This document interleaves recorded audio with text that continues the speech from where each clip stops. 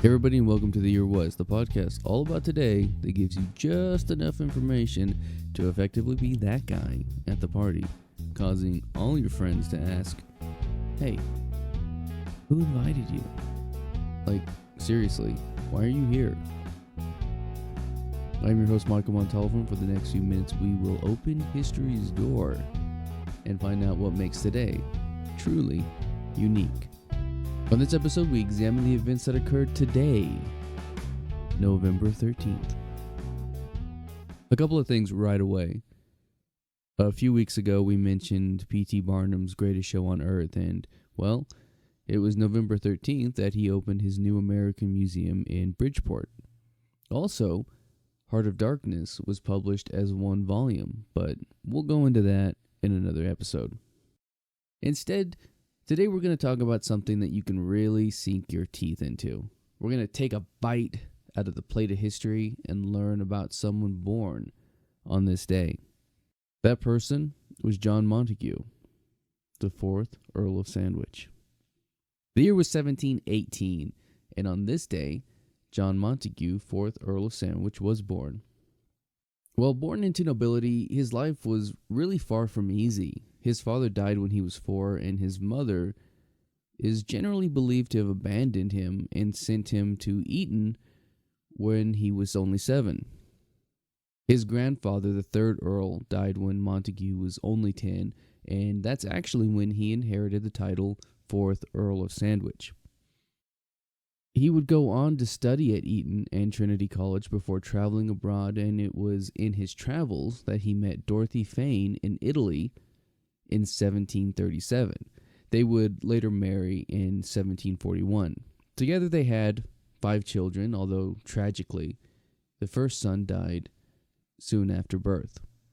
I couldn't find an exact timeline as to how soon it was after birth, but it was after birth.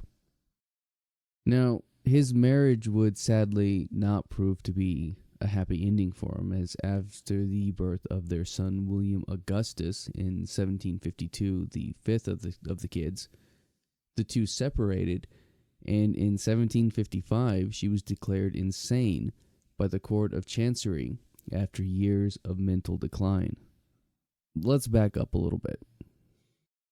In 1739, he befriended the Duke of Bedford, who named him Commissioner of Admiralty, and he was sent to Holland in 1745, where he was eventually appointed captain in the Duke's regiment.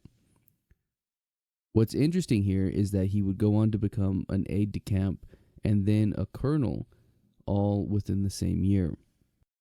The next year, in 1746, he was nominated, in this word I'm going to get weird, plenipotentiary at the Conference of Breda, and continued that role until the Treaty of Aix-la-Chapelle, I got that wrong, was completed in 1748.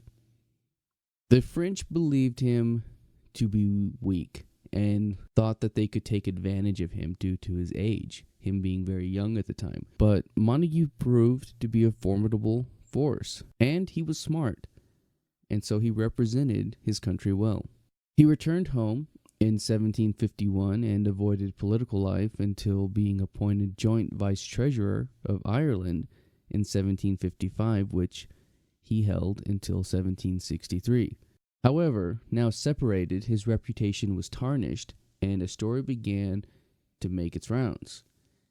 The story said simply this: that he gambled for 24 hours and, not wanting to leave the table to take his supper, asked his cook for a meal that he could eat without getting up from his seat. A meal with only a piece of beef between 2 slices of bread. Now, here's a great example of history being a little unsure of itself. Well, we do know that he bet on cricket and other sports. There's some debate as to whether he was an excessive gambler. It's widely believed that he had a gambling problem, and many food historians cite this as the reason that the sandwich is with us today. The more likely origin of the sandwich is simply this: he loved salt beef or corned beef, and he worked long hours as a cabinet minister in because of this, often missed dinner, which was served at the unreasonable hour of 4 p.m. He may have ordered this food this way in late night hours and created the dish. So what happened in his later life? John Wilkes, a British journalist and politician and radical, tried to destroy Montagu's reputation and began spreading lies and half-truths. You can't see me, but I'm doing the air quotes. The men had engaged in some scandalous behavior with women, which, for the time, I assume, meant that they saw a woman's ankles or something. But there were also offensive poems, and they were blasphemous. Exactly how, I don't know. Wilkes was eventually prosecuted and convicted, but Montagu seemed to dodge any legal matters, although his name and reputation were never quite the same after. In the play The Beggar's Opera, he's even immortalized as the character Jemmy Twitcher, a character who is greedy, vain, sinful, ambitious, and not a bother to Montagu himself. He lived his life as he wanted, and he was actually welcomed back into politics after an absence of 12 years. He was interested in the Pacific voyages, and Captain James Cook actually named the Sandwich Islands after him. Here's a little bit of cool trivia for you as well. The American Revolution was lost partially because of the inefficiency of the English Navy during his watch. But places like Canada, India, and the West Indies would not have remained under English control without his work rebuilding the fleet. After Frederick North left the office of Prime Minister, Montagu returned to private life where, unfortunately, a lack of money and increasing bills would follow him until his death in 1792.